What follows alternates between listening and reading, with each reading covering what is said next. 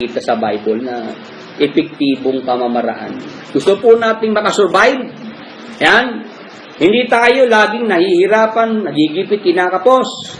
Umpisahan na po nating mag-ipon, mag-savings. Gaano karami? 20%. Ano ibig sabihin? Halimbawa, 100%. Gastusin mo, kapatid, hindi 100%. Diba?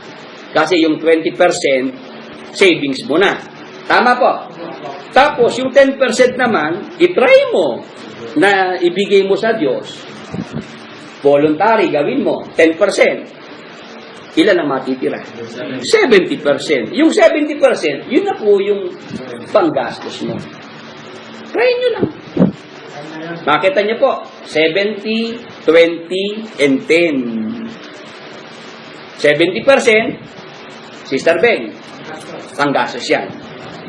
Ayan. 20%, savings yan. 10%, yun naman yung ating involuntary na ibalik sa Panginoon ko. Kaya, kwentado na mga kapatid, ha? Yan.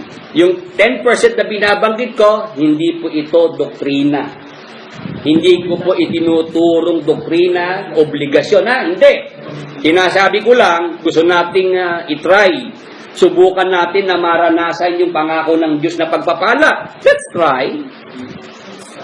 Yan, subukan natin. Bayag naman ng Diyos eh. At ako nga po, based on my experience, sinubukan ko na. Kaya naman nire-recommenda ko sa inyo. Yan, subukan nyo lang din mga kapatid. Kaya ang magbe-benefit po sa ating pinag-uusapan dito,